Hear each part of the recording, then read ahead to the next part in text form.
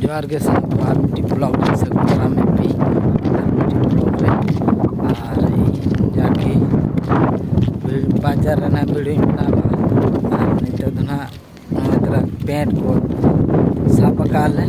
और साब दो चला ले तुपुन और नवा दना गड़िया लेकना किंतु शक्तो मारंग गड़िया और नवा गुजरात मा जाके खूब ढेर के कंपनी में और इन पछला पे हपन हपन बुरु देज हते ले हेज अकना और कोड़ा को मेना को तले माड़ा सेद रे उनको अंते रे और तड़ाम तड़ाम तेले चलाकना और नोते रे ना काकड़ो दारे को नेल किया मारा को नेल के किंतु मारा दो ना बई देखा कापया तु नेल दो नेल का को फर्स्ट टाइम नेले और काकड़ो दारे तीसो बई नेला और नौकाते हर पे नेला नय तरह नेल पे पूरा खबर को उड़ गया नोतना हर किंतु बाय बड़ा चलका और ले तड़ाम का गया ना नौकाते टीम को तड़ाम का और काकड़ो दारे हले नेल इदी अदो नोआ दा रे को तुपुन कना से मा इने के गारंटी बाले बड़ा बखान दो तुपु को आले हनु तुपु सनाइले किंतु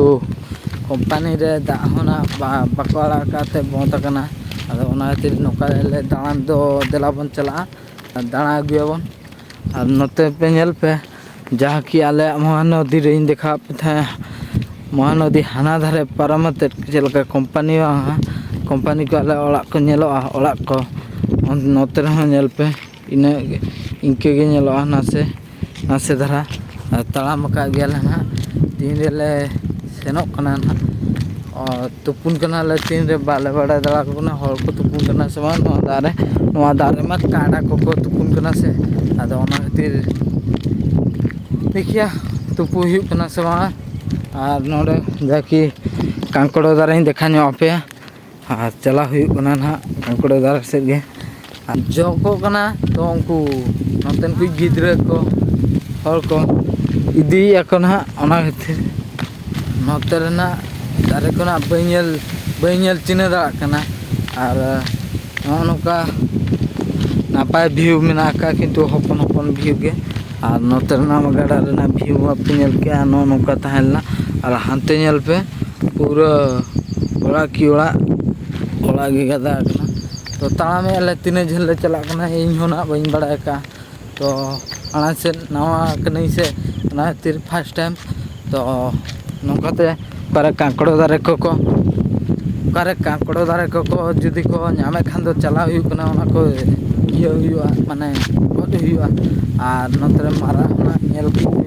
मारा जाकी दिसम से रे जाकी अंतरे ना नेले को था नेल दो मा अंतरे को जाके को नामत था और बुरु धारा करे और नोते मा फर्स्ट टाइम इन बाडाया नो गुजरात रे जाकी उना उड़ीसा हेज आते गुजरात रे जाकि तरह दारे कना दारे रे आले तड़ाम का गया ना अड़ी मारान तेले चुरुआ सेता दा नोडे बागो बाय बुझलना अब जाकि अब दो महानदी से महानदी रे जहाना को तेन सफा के नेलोआ और नेतार महानदी रे मा जाकि तायन को हजु कना और तायन ना को हजु खन खातिर ते बाको तुपुन कना जाकि तुपु बड़ा कान गया को तीसोना दा को कमाय ना जे न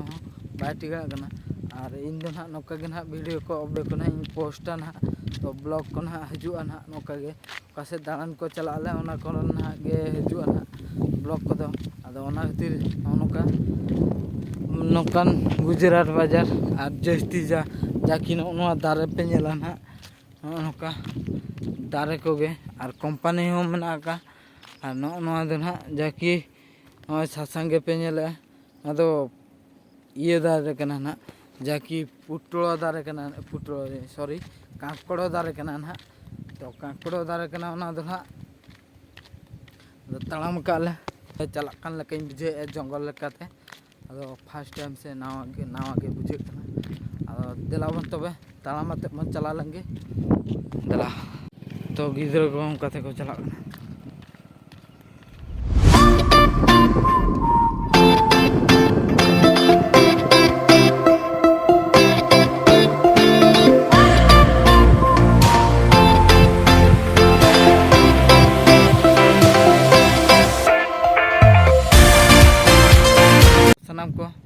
ᱱᱤᱛᱚᱜ ᱫᱚ ᱱᱟᱦᱟᱜ ᱱᱚᱣᱟ ᱦᱚᱨ ᱛᱮᱞᱮ ᱦᱤᱡᱩᱜ ᱠᱟᱱᱟ ᱮᱴᱟᱜ ᱦᱚᱨᱛᱮ ᱟᱨ ᱱᱟᱦᱟᱜ ᱚᱱᱛᱮ ᱨᱮ ᱯᱟᱹᱪᱷᱞᱟᱹ ᱨᱮᱞᱮ ᱵᱟᱹᱜᱤ ᱦᱚᱴᱚ ᱠᱟᱜ ᱱᱟᱦᱟᱜ ᱮᱴᱟᱜ ᱦᱚᱨ ᱠᱟᱱᱟ ᱚᱱᱟ ᱫᱚ ᱟᱫᱚ ᱱᱚᱣᱟ ᱫᱚ ᱱᱟᱦᱟᱜ ᱱᱚᱛᱮ ᱨᱟᱠᱟᱵ ᱟᱠᱟᱱᱟ ᱟᱨ ᱱᱚᱣᱟ ᱫᱷᱟᱨᱮ ᱯᱮ ᱧᱮᱞᱮᱜᱼᱟ ᱟᱨ ᱱᱚᱣᱟ ᱫᱚ ᱱᱟᱦᱟᱜ ᱡᱟᱠᱤ ᱞᱤᱢᱵᱩ ᱠᱚᱢᱲᱟ ᱫᱟᱨᱮ ᱠᱟᱱᱟ ᱱᱟᱦᱟᱜ ᱟᱨ ᱤᱧ ᱦᱚᱸ ᱱᱟᱦᱟᱜ ᱤᱱᱟᱹᱜ ᱵᱮᱥᱴᱷᱤᱠ ᱵᱟᱹᱧ ᱵᱟᱲᱟᱭᱟ ᱟᱨ ᱧᱮᱞ ᱫᱚᱧ ᱧᱮᱞᱮᱜᱼᱟ ᱞᱤᱢᱵᱩ ᱠᱚᱢᱲᱟ ᱞᱮᱠᱟ ᱟᱨ ᱪᱮᱫ ᱠᱟᱱᱟ ᱱᱟᱦᱟᱜ ᱵᱟᱹᱧ ᱵᱟᱲᱟᱭᱟ ᱛᱚ ᱡᱚ ᱦᱚᱸ ᱱᱟᱦᱟᱜ ᱵᱟᱭ ᱡᱚ ᱠᱟᱱᱟ ᱛᱚ ᱚᱱᱟ ᱠᱷᱟᱹᱛᱤᱨ ᱰᱤᱯᱷᱟᱨᱮᱱᱴ ᱜᱮ ᱵᱩᱡᱷᱟᱹᱜ ᱠᱟᱱᱟ ᱛᱚ ᱫᱮᱞᱟᱵᱚᱱ ᱛᱚᱵᱮ ᱞᱚᱜᱚᱱ ᱵᱚᱱ ᱪᱟᱞᱟᱜᱼᱟ ᱟᱹᱰᱤ ᱡᱷᱟᱹᱞ ᱨᱮ ᱤᱧ ᱫᱚᱠᱚ ᱵᱟᱹᱜᱤ ᱦᱚᱴᱚ ᱠᱟᱹᱫᱤᱧᱟ ᱧᱮᱞ ᱠᱚᱯᱮ तो तड़ाम का गया को तो बन चला चलो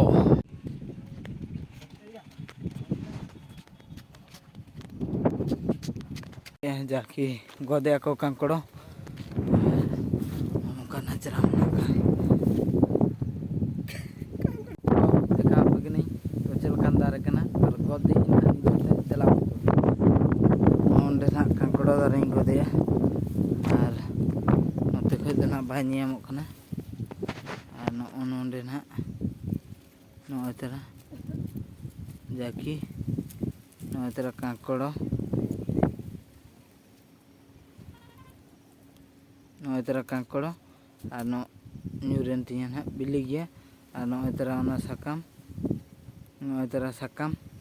और न्यूरे कना ना कंकड़ो तो बन पांते ñok लगे भाई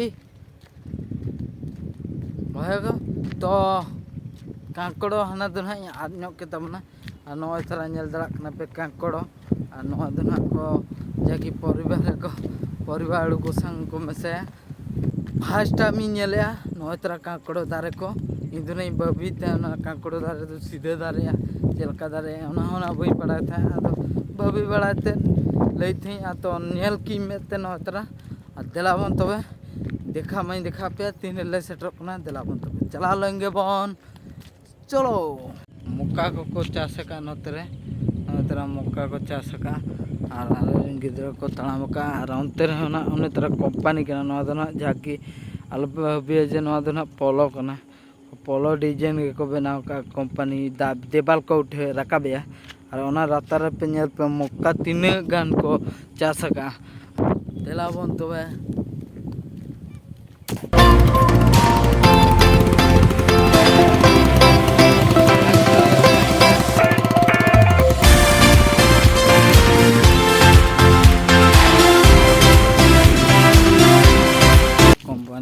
सेटर गना और नौका दहो कना चला गया ना कंपनी भितर बोलना बखान दो ना दा बनू खान दो ना हानते चला माड़ा से तो सानाम को और तुपु बड़ा हुईना ना नोडे रूम ठेन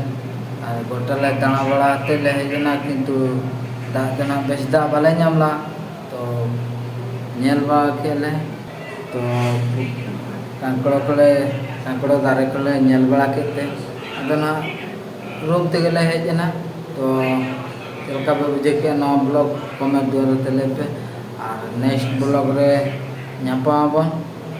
मुचाद अक्तो रे इन पास्टा को जोहार गे